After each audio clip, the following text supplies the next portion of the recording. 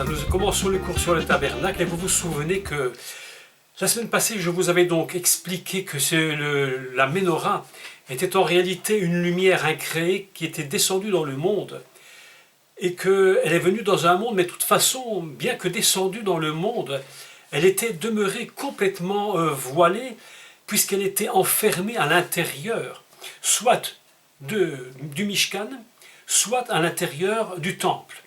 Donc, il va falloir que cette lumière puisse se dévoiler pour le monde, et pour cela, c'est le Messie qui viendra. Et au moment où il va venir, c'est lui qui permettra cette libération de la lumière définitive pour l'humanité. Évidemment, nous savons tous que le temple de Jérusalem, comme nous l'attendons tous, tout du moins les Juifs l'attendent vraiment avec beaucoup d'impatience, nous aussi, puisque c'est un signe extrêmement prophétique de la fin des temps, mais les Juifs très spécialement. Et ce qui est absolument fantastique dans cette histoire du troisième temple, c'est que ce temple, qui normalement devrait être là, pose un problème énorme. C'est comme si demain, je ne sais pas, on interdisait, je ne sais pas, au Vatican d'avoir sa cathédrale Saint-Pierre sur la place là-bas, pour toutes sortes de prétextes, mais ça ne vient même pas à l'idée, cette histoire. On n'a même pas pensé à une chose pareille. Par contre, pour Israël, ça pose problème. On voit bien que là derrière, quelque chose se produit, quelque chose se passe. Mais enfin, voilà que la lumière, à un moment donné, va être libérée par le Mashiach, et elle va être répandue sur le monde, et c'est là donc le grand secret, justement, du tabernacle et du temple. Aujourd'hui, nous allons parler évidemment des couvertures qui sont sur ce qui couvre donc l'ensemble de ce Mishkan. Et vous allez voir que dans ces couvertures, il y a quand même des codes assez surprenants. Je les ai calculés, je les ai recalculés, et j'ai constaté des choses absolument magnifiques et qui vont évidemment nous révéler la présence de Dieu sur cette terre. Vous savez que le mot « olam » qui signifie le monde, ou qui signifie éternel, la racine de ce mot signifie également un voile. Et nous voyons évidemment que dans le tabernacle est construit par plusieurs voiles, et même les couvertures qui sont au-dessus sont comme des voiles qui cachent un mystère et un secret absolument fantastique. Donc c'est cela que nous allons aujourd'hui, je vais essayer d'expliquer. Par contre, avant de commencer, je voulais parler sur le mot qu'on appelle Shekinah. Juste quelques mots, mais très courtement. Ce n'est pas tout à fait le thème d'aujourd'hui, mais qu'importe, je voulais quand même dire quelques mots, parce que vous savez que Shekinah, ce que les Juifs appellent Shrina, que les chrétiens appellent plutôt Shekinah, et quand même ce mot a donné son nom à des groupes différents, soit églises, soit groupes de musique. Et on m'avait toujours dit que la Shekinah, ou la Shrina, comme vous voulez, c'était une petite lumière qui restait constamment allumée dans le temple, etc., etc. Donc je me suis dit, mais est-ce que cela est exact ou pas? Donc j'ai recherché, et voir si le mot Shekinah en tant qu'objet ou quelque chose dans le temple existait, et en fait, il n'existe pas. Mais il existe caché. Donc, quelle est la racine du mot Shekinah? En fait, la racine, ça peut être Sharen, ça peut être Sharon, etc. Il y a plusieurs dérivés de cette racine, et qui signifie évidemment habiter, qui signifie également voisin. Si je dis, il y a un voisin, quelqu'un qui est dans le voisinage. Autrement dit, lorsque Dieu dit « je viendrai habiter parmi vous », il va dire donc « Vesharanti », en fait, il dit « je viendrai habiter Vesharanti au milieu de vous, Betoram », et le mot Shekinah, en réalité, c'est habiter, et il dit « j'habiterai parmi vous ». Et on a déjà le sens du mot Shrina à travers le verbe où il est dit « je viendrai habiter ». Autrement dit, la Shekinah, c'est réellement l'habitation que Dieu choisit pour être. Lorsqu'il dit « j'habiterai parmi vous », c'est la racine du mot qu'on utilise Shekinah, j'habiterai parmi vous. Mais, évidemment, que si on prend le mot Shekinah et qu'on lui rajoute un préfixe, qu'on lui colle une lettre avant la racine, et qu'on rajoute la lettre même, comme Mishkan, eh bien nous avons ce qu'on appelle en français le tabernacle, ou alors Mikdash, le sanctuaire. On va donc prendre la racine habiter, on va lui ajouter un préfixe même, qui signifie venir de, et le mot devient Mishkan, traduit tabernacle.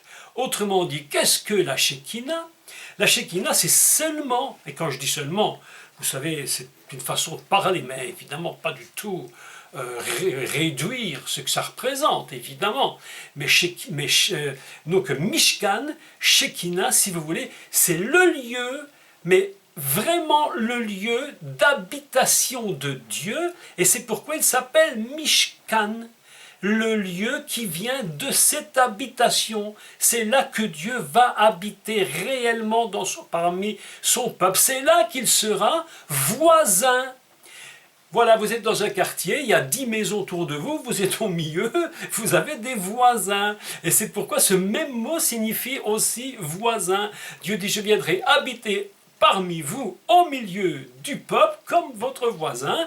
Eh bien, vous viendrez chez moi quand je voudrais vous parler, ou quand vous voudrez me parler. Donc la Shekinah, en réalité, c'est seulement la présence, l'habitation dans laquelle Dieu se trouve. Autrement dit, chacune de nos maisons devrait être véritablement un Mishkan, un lieu d'habitation de Dieu. Il y a une dame qui m'a téléphoné tantôt, et puis on parlait ensemble justement sur cela, et je lui ai expliqué, mais fais attention, ne t'occupe pas de ce qu'on te dit, de ce qu'on te fait, mais intéresse-toi d'abord à ce que ta maison soit un lieu d'habitation ou un lieu de rencontre où les gens qui viennent chez toi, lorsqu'ils arrivent, ils sont dans la présence de Dieu. C'est cela que Dieu demande de vous et de moi. Que lorsqu'ils viennent chez moi, lorsque nous allons chez vous, lorsque toute personne va chez vous, il faut que ce soit un lieu de rendez-vous. C'est cela qui est très important. Donc, Shekinah, c'est le lieu de rendez-vous. Autrement dit, j'arrête là à ce sujet. Mais c'est quand même assez important donc de pouvoir le dire. Je vais couper mon téléphone parce que je vois qu'on m'appelle et je ne peux pas répondre maintenant. Voilà. Donc maintenant nous allons passer aux couvertures. Vous savez que dans la Torah, évidemment, tout est codé. Nous avons des chiffres comme 10, et d'ailleurs le nom divin que vous connaissez maintenant, évidemment, on en a parlé suffisamment, et puis vous en avez entendu parler vous-même, probablement même, certains d'entre vous, avant même que moi-même j'en parle, que les 4 lettres du nom divin sont représentées par des valeurs et des chiffres. Vous allez voir que dans la couverture, la première couverture, qui se trouve, donc quand on rentre dans le tabernacle, quand on rentre dans le Mishkan, la chose que l'on voit, donc, qui sert de plafond, la première couverture. Les valeurs numériques qui représentent ces couvertures sont équivalentes au code du nom divin. Je répète cela parce que c'est très très important et d'ailleurs assez surprenant.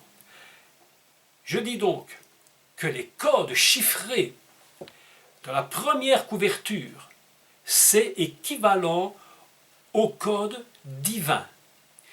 Je rappelle également qu'il y a 4 couvertures superposées, ayant chacune un sens particulier. Nous aurons l'occasion de reparler de tout cela également. Et que ces 4 couvertures représentent également les 4 lettres du nom divin. Le Yod, He, Vav, He, 4 couvertures, où chacune représente une dimension de ce qu'est vraiment la nature divine, la fonction du Messie. Et commençons la lecture, si vous voulez bien, dans le chapitre 26, et je vais vous expliquer comment on décode le nom divin à travers les mesures du tabernacle. Je pense que les années venant, si Dieu le permet, que nous soyons toujours là, ou que nous soyons avec lui là, il n'y aura plus de cours en ligne et on sera bien content d'être avec lui, Tout du moins moi, j'espère pour vous aussi d'ailleurs, on n'en aura plus besoin. Mais on pourra, si Dieu le permet, encore pendant des mois, des années, peut-être encore, découvrir des secrets de ce tabernacle absolument inimaginable. Je crois qu'on a à peine percé le secret de ce qu'il représente. Donc lisons dans le livre de Shemot et au chapitre 26, si vous voulez bien, nous allons faire la lecture jusqu'au verset 6. Je commence la lecture, si vous avez votre Bible, comme d'habitude, formule consacrée, vous la prenez et nous lisons ensemble. Donc chapitre 26, livre de Shemot à partir du verset 1. Tu feras le tabernacle avec 10 tapis, ou 10 couvertures, ça dépend des traductions, de fin lin, tissé, pur, parfait, et d'étoffe teinte en bleu, en pourpre et en cramoisi. Tu y représenteras des chérubins, artistement travaillés, je lis la version française de Louis II. La longueur d'un tapis sera de 28 coudées et la largeur d'un tapis sera de 4 coudées.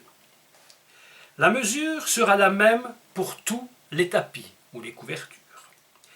5 de ces couvertures seront jointes ensemble. Les 5 autres seront aussi jointes ensemble. Tu feras des lacets ou, traduction du rabbinat, des nœuds, comme des nœuds, bleus au bord de la couverture, terminant le premier assemblage, et tu feras de même au bord du tapis, terminant le second assemblage. Tu mettras 50 lacets ou nœuds à la première couverture, et tu mettras 50 lacets au bord de la couverture, terminant le second assemblage. Ces lacets ou ces nœuds correspondront les uns aux autres. Tu feras 50 agrafes d'or, et tu joindras les tapis l'un à l'autre avec des agrafes, et le tabernacle formera un tout. Donc voilà une première lecture. On se demande bien évidemment pourquoi. Vous avez remarqué que dans toute la Torah, lorsque Dieu va donner à Noach, ou lui donner l'ordre de construire cette arche, ce bateau, cette boîte, il va lui donner les dimensions, mais parfaites. Ce n'est pas une improvisation. Noach n'a rien fait par improvisation. Il n'a fait que ce que Dieu lui a donné comme mesure. Vous comprenez bien que ce n'est pas par hasard. Lorsque le temple va être construit, il en sera de même. Le tabernacle est construit parfaitement selon les mesures de Dieu. Vous vous rappelez d'ailleurs qu'il est écrit et qu'il est dit clairement à Moshe, mais je paraphrase, « Tu ne feras pas d'improvisation et tu n'inventeras strictement rien. Tu ne feras que ce que tu as vu sur la montagne. » Ce week-end, donc, enfin cette semaine, fin de semaine passée, je parlais donc de l'Apocalypse et on s'est rendu compte que si on veut expliquer l'Apocalypse, les codes qui sont compris à l'intérieur sont excessivement complexes et que rien n'est par hasard. Et je me suis posé la question, je me suis dit en voyant la vision de l'apôtre Jean, donc la vision du ciel, lorsqu'il lui est dit « passe, il y a une porte ouverte dans le ciel », et Dieu lui dit donc « monte là-haut, monte, et je vais te montrer ». Je me suis posé cette question. Je me suis dit « mais est-ce que ce n'est pas la même chose que Moshe aurait vu sur la montagne, parce que les codes sont semblables. Les images représentent la même chose. Et Moshe va passer de l'autre côté, si je puis dire, et il va avoir une vision donc du ciel et de ce qui s'y passe réellement. Et il va ramener sur terre cette vision et va construire ce tabernacle. Moshe aurait-il eu la même vision? Et ce qui est tout à fait surprenant, c'est que dans l'Apocalypse, beaucoup de gens s'imaginent et je pense que c'est, selon moi, je pense que c'est peut-être une erreur d'enseigner l'Apocalypse en commençant par les catastrophes, alors que l'Apocalypse elle-même ne commence pas ainsi, mais elle commence sur une révélation du ciel, dans une dimension absolument mais fabuleuse, dont on est à peine capable de comprendre. Si ce n'est pas des codes, nous ne pourrions même pas imaginer ce que ça peut être.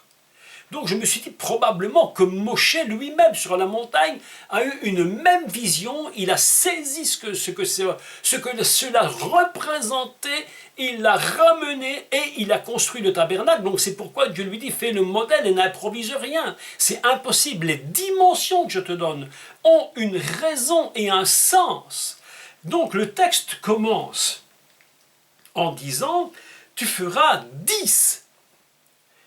Donc, je reprends chaque code. Vous vous souvenez que la première lettre du nom divin, c'est Yud. Et Yud, c'est 10. Donc, tu feras pour première couverture, c'est-à-dire le plafond, ce que l'on verra directement en rentrant à l'intérieur, on verra le code 10 immédiatement. Il y a 10 tapis, 10 couvertures, comme 10 voiles qui sont attachés l'un à l'autre. Pas 9, pas 11, pas 12, 10. Parce que 10 représente le niveau, évidemment, de la première lettre du nom divin, et vous allez voir que le nom divin va se dévoiler progressivement, et que tout ce nom fait partie d'une totalité. D'ailleurs, il est écrit que il est dit du tabernacle, Vahaya, Hamishkan, Erad. Donc le tabernacle sera Erad, il sera un. On a traduit en français, il formera un tout, c'est-à-dire quelque chose d'absolument indivisible. Même la vision de l'apôtre Jean sur l'île de Patmos, la vision du ciel, la première vision, je me suis acharné à expliquer. C'est absolument une seule et même unité indivisible. Tout est compris dans cette image parfois complexe, mais ce n'est pas divisible. Ce n'est pas des choses ajoutées les unes dans les autres. C'est une seule pièce, Echad. Absolument tout est compris en une seule pièce, indivisiblement compris. Tu ne peux pas dire, je rajoute ou c'est possible de retirer, dans la pensée fondamentale, c'est un tout indivisible. C'est pourquoi il est écrit que le tabernacle sera, et il est Echad, il est de toute éternité, puisque le Echad, c'est la première fois qu'il apparaît dans le livre de Bereshit au chapitre 1, Yom Echad, jour de l'unité, eh bien le tabernacle lui-même construit dans cette même idée absolument indivisible qui va renfermer l'ensemble de tout ce que représente la fonction messianique au niveau le plus élevé que nous ne puissions jamais l'exprimer ou même le comprendre. C'est absolument indivisible. Le tabernacle n'est pas tous des morceaux remis bout à bout. Évidemment que la première chose qui peut apparaître à l'œil de la personne qui ne comprend pas le code, Echad, il va dire mais tous les morceaux sont ensemble et puis on les démonte et on les remonte. Et puis mais non, pas du tout. La pensée de Dieu n'est pas là. La pensée de Dieu, c'est une seule et même unité. D'ailleurs, il est écrit par plusieurs fois dans le texte, tu assembleras ainsi le tabernacle qui sera Echad, un seul. Donc voilà que la première chose qui nous est dite, c'est que cette couverture, elle contient le code 10, Yud. Ce code 10 qui est tellement important, puisque Yud signifie la puissance, signifie une main, signifie le pouvoir, signifie la domination, la force, la vigueur. Autrement dit, la première chose qu'il nous dit, et que Dieu nous dit, de façon évidemment voilée, mais que nous comprenons aujourd'hui, c'est que les 10 tapis représentent la première lettre du nom divin, Yud. C'est très très très important de comprendre cela. Et puis il dit que il va faire l'explication et il va donner les mesures. 10, mais chaque couverture qui va s'ajouter l'une à l'autre a également une valeur et un chiffre. Il dit donc que sa longueur sera de 28 coudées. On pourrait parler longtemps sur 28 coudées, 28, mais vous allez constater que 8 et 2 forment 10. Et nous avons de nouveau le même code Yud qui réapparaît. Ces couvertures nous représentent le 10 de la première lettre du nom divin. On continue. De 28 coudées, et la largeur de notre harpie sera de 4 coudées, comme les 4 lettres du nom divin. Mais continuons et vous allez voir maintenant comment vont se rajouter les lettres du nom divin dans la lecture. Donc la mesure sera la même pour toutes les couvertures. 5 de ces couvertures seront jointes ensemble. Les 5 autres également seront jointes. Nous avons 2 codes. Le code 5 qui est Vav accroché à E. 5. L'autre couverture.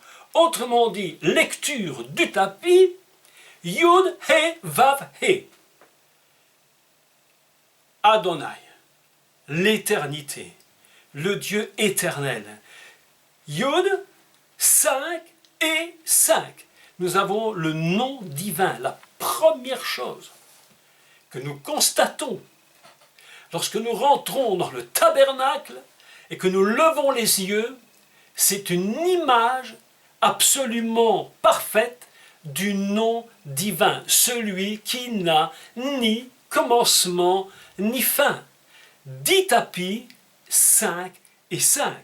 Et nous continuons la lecture. Il dit, donc 5 de ces tapis seront joints ensemble, les 5 autres seront aussi joints ensemble.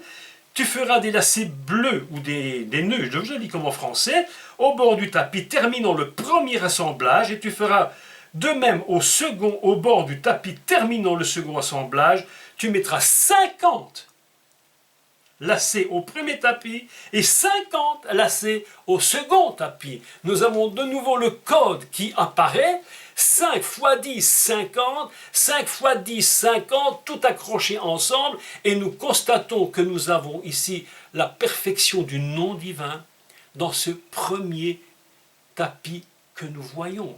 C'est absolument extraordinaire. C'est un code. Le tabernacle est un lieu, mais 100% codé. Comme si Dieu nous disait, faites attention, parce que lorsque vous rentrez à l'intérieur, vous n'êtes pas n'importe où. Vous êtes couvert par le divin. Vous avez une vision du ciel. Lorsque tu lèves tes yeux, tu as une vision du ciel. Et ça, c'est absolument fantastique. Et ce tabernacle sera donc attaché par des cordons qui seront bleus. Alors évidemment, dans le bleu, il y a plusieurs expressions, plusieurs explications. Que représente le bleu? Le ciel, évidemment. Mais nous allons lire un texte et vous allez voir quelque chose de fantastique. Comment le ciel ne fonctionne qu'avec la parole de Dieu. La parole de Dieu, c'est elle qui, j'allais dire, qui lie, qui tient ensemble la capacité.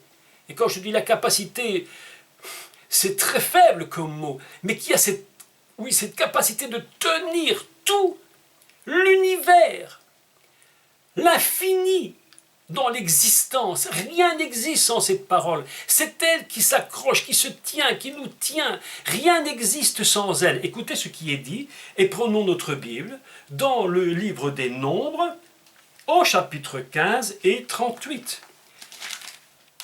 15, Nombre 15, 38, je pense, attendez, hein, pas dire une erreur. Je ne voudrais pas faire une erreur, dire une erreur, parce que là vraiment ce serait pour moi. Attendez, je ne veux pas. Alors 15.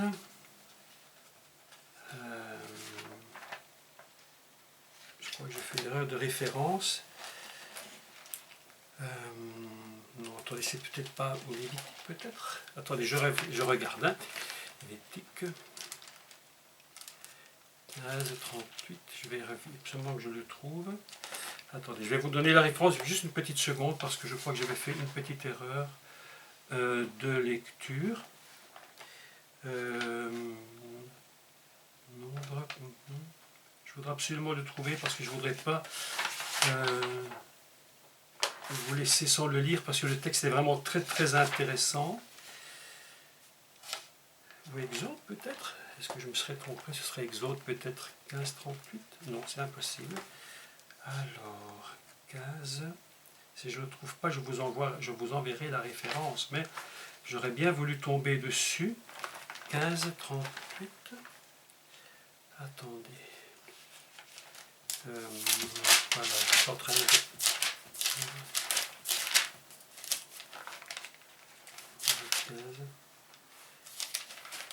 Bon, écoutez, je ne le trouve pas tout de suite, mais je suis désolé parce que j'aurais vraiment voulu vous le lire, parce que c'était vraiment très très très important. Alors là, je crois que je me suis... j'ai peut-être pas bien pris la bonne référence. Attendez, hein. Permettez une petite seconde, j'aurais vraiment voulu vous la donner. 15, 38. Sinon je vais passer, j'aurai pas le choix parce qu'autrement on va perdre notre temps. Où il dit ceci que, bon je vais chercher la référence, je vais vous la donner si je ne la trouve pas, à moins que vous la connaissiez, que vous me fassiez un petit mot. Il dit donc dans ce verset que il s'agit que le bleu représente les commandements divins. Ces commandements divins, c'est eux qui lient l'ensemble de tout ce tapis, de toute cette couverture. Tout est attaché par le commandement, où il est dit, tu mettras en pratique les commandements que je te donne. Et ces commandements sont représentés par le fil bleu, selon qu'il est écrit aussi, tu feras un fil bleu que tu mettras au bord de tes vêtements. Vous connaissez ce texte, et lorsqu'on va toucher ce fil bleu, eh bien, cela représente immédiatement les commandements, la parole de Dieu. Autrement dit, tout est attaché ensemble avec la parole de Dieu. Il n'y a rien qui ne soit sans cette parole. C'est pourquoi nous avons le code 10, le code 5, Yud, He, Vav, He. Et nous avons le tout qui est uni, tenu fermement avec la parole de Dieu. C'est pourquoi voilà un texte absolument formidable, parce que je crois que si nous comprenons que cet intérieur du tabernacle représente toute la nature divine dans son ensemble, dans sa totalité, voilà, nombre 15:38, oui, ça devait être ça, 15:38, ou alors j'ai pas bien regardé, hein, ça doit être ça, alors peut-être, est-ce que c'est bien celui-là? 15. Ah, voilà. Ah oui, mais voilà, je l'avais pris, c'était le bon. Mais je le lis, d'accord, on va le lire ensemble. Tu avais bien raison. Donc l'Éternel dit à Moshe, parle aux enfants d'Israël et dis-leur qu'ils fassent de génération en génération une frange au bord de leurs vêtements et qu'ils mettent un cordon bleu sur cette frange au bord de leurs vêtements. Quand vous aurez cette frange, donc le bord de cette frange, donc cette couverture de ce vêtement, écoutez, le mot, vous la regarderez et vous vous souviendrez de tous les commandements de l'Éternel. Vous vous souviendrez de toutes les paroles qui ont été données par l'Éternel pour les mettre en pratique. Autrement dit, là, cette couverture représente à la fois le nom divin, représente à la fois les commandements, et il te dit, lorsque tu seras dans ce tabernacle, n'oublie jamais que c'est le nom divin qui est présent, que les commandements sont présents afin que tu les mettes en pratique, et vous ne suivrez pas les désirs de vos cœurs et de vos yeux pour vous laisser entraîner à l'infidélité. J'insiste sur ce petit passage. Donc, vous ne suivrez pas les désirs de vos cœurs, c'est-à-dire ce que l'homme cherche, et les désirs de vos yeux. À l'intérieur, ce n'est qu'une seule chose, c'est uniquement uniquement la parole de Dieu qui est mise en pratique. Dans cet endroit, il faut que l'on sache que tout est relié par le commandement. Rien n'est improvisé. Rien ne peut être de l'humain. Donc, je continue le texte. Vous vous souviendrez ainsi de mes commandements, vous les mettrez en pratique et vous serez saints pour votre Dieu. Vous voyez toutes les conditions. Rien que ce texte-là mérite lui-même, mais vraiment un développement du texte parce que vraiment il est fantastique. Je suis l'Éternel, votre Dieu. Écoutez, mais la suite est absolument... Vraiment, les textes sont surprenants. Vous savez, je suis toujours très enthousiaste quand j'enseigne la parole, parce que c'est tellement, mais fantastique, tellement extraordinaire ces textes. Et il termine en disant, je suis Dieu et c'est moi. Non, écoutez ce qu'il dit. Vous allez vous souvenir de tous mes commandements, vous ne ferez pas ce que vous voudrez, et lorsque vous serez à l'intérieur et que vous verrez ces choses, vous vous souviendrez d'une chose, c'est que c'est moi l'Éternel qui vous ai fait sortir du pays d'Égypte pour être votre Dieu. Je suis l'Éternel, votre Dieu. Rien que cette finale mériterait véritablement un enseignement à lui tout seul. Et vous remarquez à chaque fois que l'Éternel dit, c'est moi qui vous ai sorti d'Égypte. Si vous êtes où vous êtes, c'est parce que je vous ai sorti de l'esclavage. Autrement dit, ne faites pas ce qu'il vous plaît. N'ayez pas les regards sur tout et n'importe quoi qui n'est pas à ma gloire, car c'est moi qui vous ai libéré. Autrement dit, comment pourriez-vous vous remettre dans des situations d'esclavage alors que moi je vous ai libéré? Vous savez, le grand problème de l'humain, le grand problème, c'est ce que nous pensons et ce que nous regardons. Nous sommes dans une société où l'image a pris une importance absolument extraordinaire. Hier, mon épouse m'a dit une chose absolument formidable. Elle m'a dit, tu sais, il est écrit, je crois que c'est dans Lamentation de Jérémie, à vérifier. Les bontés de l'Éternel se renouvellent chaque matin. Elle m'a dit, tu te rends compte ce que ça veut dire? Et il n'est pas écrit, les bontés de l'Éternel, elle me dit elle-même, ne se renouvellent pas chaque nuit. Même si c'est vrai qu'il y a des bontés la nuit, ou chaque après-midi. Mais elle dit chaque matin. Pourquoi? Parce que tu prends du temps dans la présence de Dieu, dans le calme. Si tu te lèves tôt le matin pour prier, et je sais que certains d'entre vous le font, j'ai pris cette habitude depuis près de 40 ans. Je ne me vante de rien.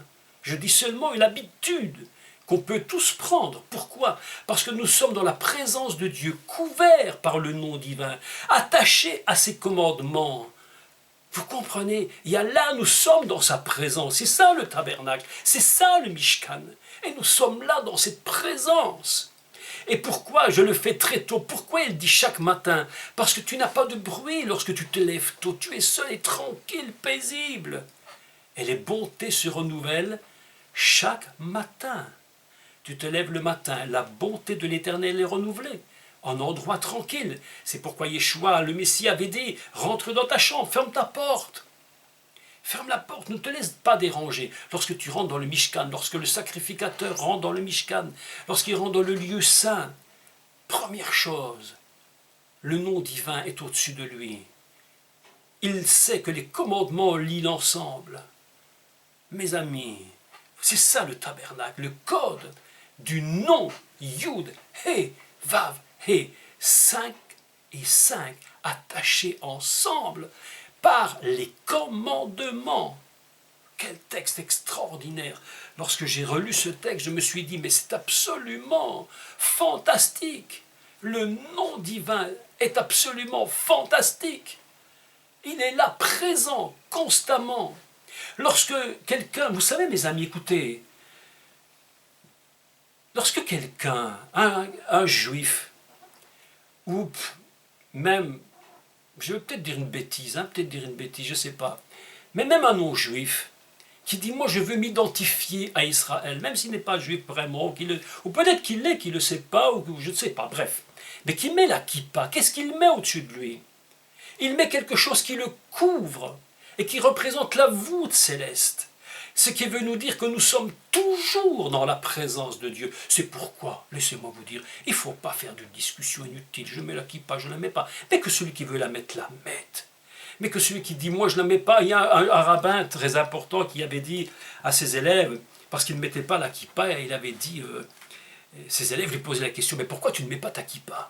Et le maître leur répond, mais moi je ne la mets pas, parce que le ciel est ma kippa tout le temps. Vous voyez que chacun a son opinion et son idée. Mais mes amis, ça veut dire quoi? Que lorsque le sacrificateur rentre dans le lieu, dans le saint, et dans le saint des saints, il est couvert par le nom divin. Si tu mets une kippa, mets-la. Mais sache qu'elle représente plus que simplement être couvert. Elle représente le nom divin. Elle représente la couverture que tu mets sur toi. Ce que Dieu te dit de lui-même. Je suis le nom au-dessus de tout nom. Je suis l'Éternel. Je suis le Yud, He, Vav, He. Je me suis lié avec toi par mes commandements. Accroche-toi à moi. Regarde, comprends ce que je dis. Quand on te dit Shema Israël, Shema Israël, écoute Israël, comprends Israël, ce que représente le nom divin. C'est pourquoi dans le tabernacle, la première couverture, c'est une couverture qui représente le nom, les commandements, qui sont ensemble et qui s'attachent tous ensemble. C'est un endroit unique dans toute l'histoire et l'univers entier. Tabernacle, quelque chose d'absolument fabuleux. Fantastique. 50 lacets, 50 agrafes, en or, il le dit, lisons le texte. 50 lacets au premier, 50 au second, ils se correspondront les uns aux autres. Vous avez remarqué les correspondances, ça fonctionne ensemble. C'est comme la menorah, les branches fonctionnent ensemble, d'une même nature. Le pied est la même nature que les branches, 2 par 2. Tout est attaché, c'est une unité. Tu feras 50 agrafes or. Mais que représente évidemment, que représente l'or? L'or représente la royauté. Vous savez qu'il y a deux façons, dans le judaïsme, ils ont deux façons de décoder la royauté, ce qu'on appelle la malroute et le keter. La malroute, c'est la royauté, le keter, c'est la couronne. À certains moments, et c'est assez surprenant dans les décodages que les rabbins en font d'ailleurs, ils disent que la malroute se trouve en bas et le keter en haut. Il y a d'autres explications où le keter est en haut et la malroute en bas. Je crois que dans l'arbre des sphirotes, je crois que la malroute se trouve en bas. À d'autres moments, dans d'autres explications, elle se trouve en haut. Pour nous dire quoi? Pour nous dire que la royauté qui est représentée par l'or, puisque c'est de cela qu'il s'agit ici, la royauté, elle est ici représentée par le haut. Il dit c'est là-haut que la royauté se trouve. Et c'est par la royauté et la volonté du roi, de l'Éternel, le roi des rois, que tout est uni ensemble. La royauté, les lacets vont attacher dans les anneaux en or, c'est absolument extraordinaire. Tu feras 50 agrafes en or et tu joindras les tapis l'un à l'autre avec les agrafes. Et ainsi, dit le texte, ce sera une seule et même unité. Tu feras le tabernacle 1.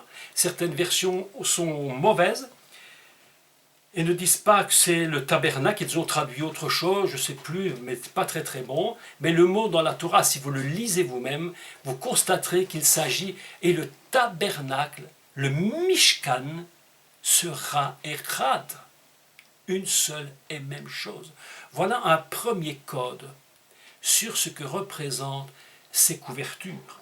Puis, et maintenant, je vais prendre le commentaire, pas de moi du tout de moi, mais de Rachi, parce que je crois qu'il va nous dévoiler mais un des secrets et un des mystères les plus extraordinaires, et que Paul n'avait pas compris, et le jour où il l'a compris, alors il a dit de ce mystère que c'était le plus grand mystère que jamais il n'ait été dévoilé. Pour cela, il faut comprendre le commentaire de Rachi. je voudrais quand même le lire, dire quelques mots, parce que vraiment, il dit ceci. Donc, la couverture est faite avec du lin, donc un fil de lin, et puis un azur, un pourpre et un cramoisi. Et je lis ce que dit Rachi. Un fil de lin, il y avait, et 3 de laine. Je fais remarquer tout de suite que nous sommes toujours dans le code 4, comme les 4 lettres du nom divin. Nous sommes en train de tourner ici avec ces mêmes codes. 10, 5, 4. Mais écoutez la suite. Parce que la suite, elle est absolument, mais je vais dire, mais encore une fois, vous allez dire que je suis toujours excité dans mes idées, mais c'est absolument magnifique. C'est extraordinaire. Chaque fil contient ces 4 espèces d'irachi. Chaque fil était entrelacé 6 fois. Une fois entrelacé, un fil était renforcé 24 fois. Chaque fil était un mélange de 4 fils qui étaient eux-mêmes, il le dit donc, entrelacés 6 fois, ce qui produit un tissu de 24. On se pose une question. Mais qu'est-ce que veut dire 24? Et là, c'est le secret. Mystère, magnifique. 24. Si vous retournez, si vous avez la curiosité d'aller dans le livre de l'Apocalypse, vous allez voir le secret des 24. Je vais dire quelques mots parce que je ne peux pas l'éviter. Évidemment, lorsque les cours seront en ligne, très bientôt, vous pourrez avoir ces cours, vous pourrez avoir ça en ligne. Il suffira d'aller sur le site, vous verrez tous les détails, les redétails. Il est écrit dans l'Apocalypse que autour du trône, au milieu du trône, dans le trône, enfin c'est un ensemble indivisible. Il y avait 24 anciens. Et ces 24 anciens, ils sont entourés de ce qu'on appelle l'alliance, d'un arc-en-ciel, de couleur émeraude, la couleur de Lévi, qui signifie attaché, lié. Ça veut dire que Dieu fait l'alliance, il est attaché avec son peuple. Mais cet arc-en-ciel qu'il voit, vous savez ce qu'est un arc-en-ciel? Un arc-en-ciel, ça a 2 pieds. Quand on le voit du haut, il y a 2 pieds, le voyez du bas, 2 pieds. En réalité, c'est un cercle. Mais il y a 2 pieds, c'est ce que nous voyons quand nous regardons. C'est-à-dire que le 24 est uni dans l'alliance avec 2 pieds. Que signifie 2 pieds de 24? 12 et 12. Et que signifie 12 et 12? Et pourquoi n'est-il pas dit qu'il y avait 12 anciens et 12 anciens, mais qu'il va les unir tout de suite à 24? Parce qu'il y a un secret, et c'est là le secret que Paul va dire, le plus grand secret qu'il a découvert, c'est que les Juifs et les non-Juifs qui croient dans le Mashiach, ils sont un seul. Et pourquoi 12? Parce que c'est la totalité que représente la fonction d'Israël, unis avec la fonction des nations qui sont en Yeshua.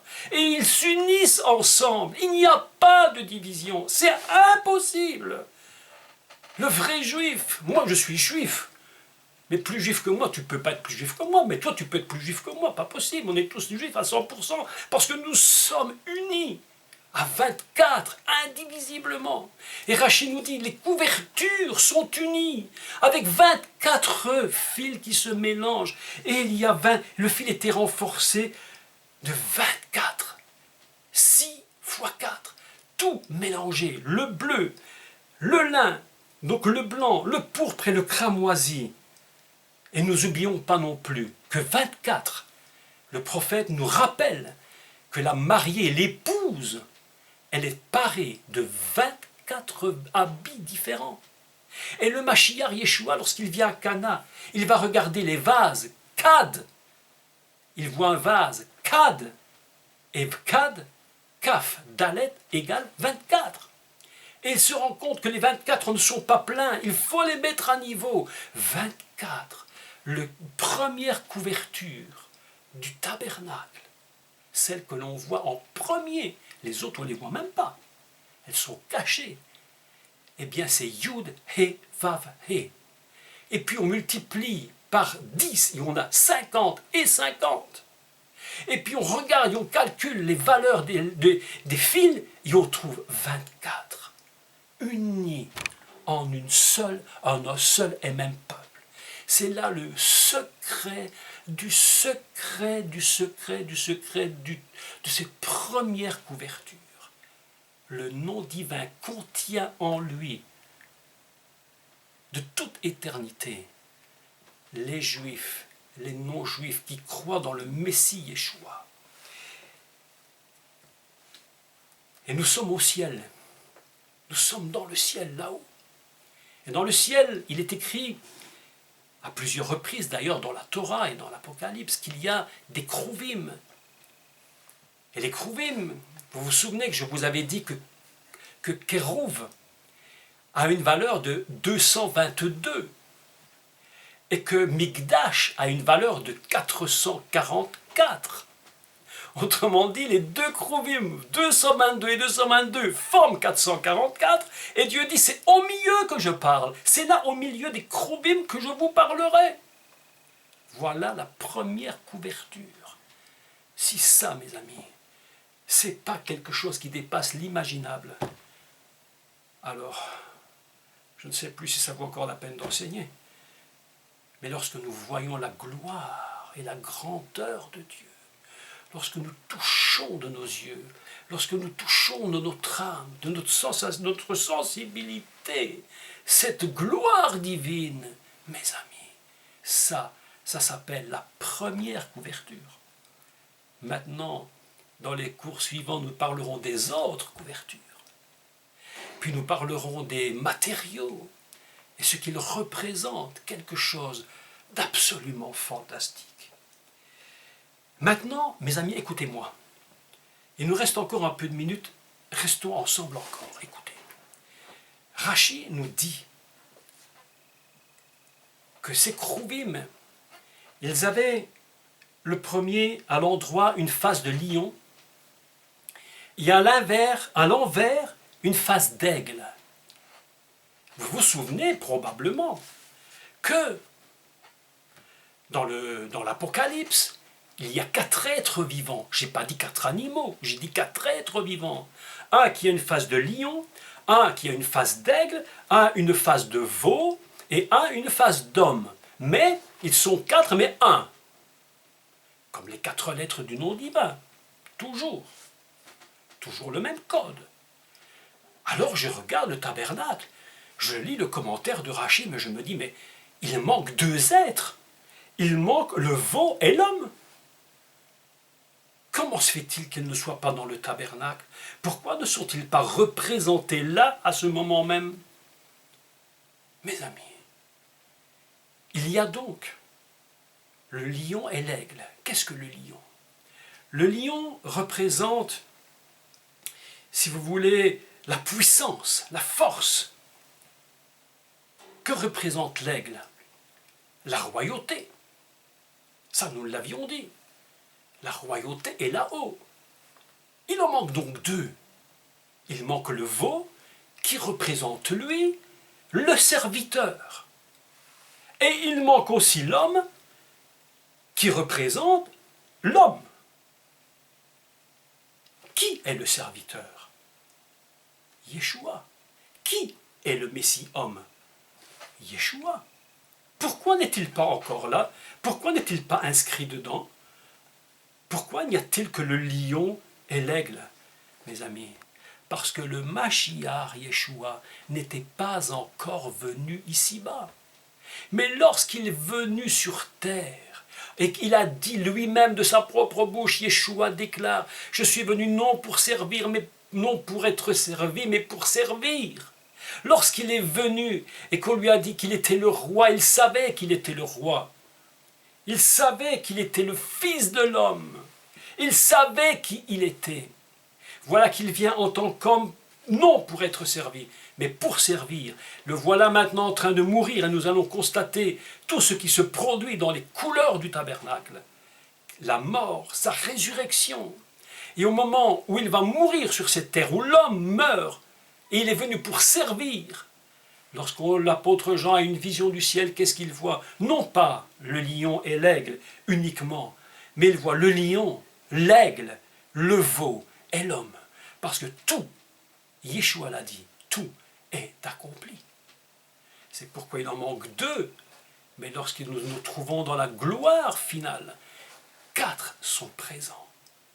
Et le Mashiach est représenté. Certains ont donné des explications sur les 4 êtres vivants.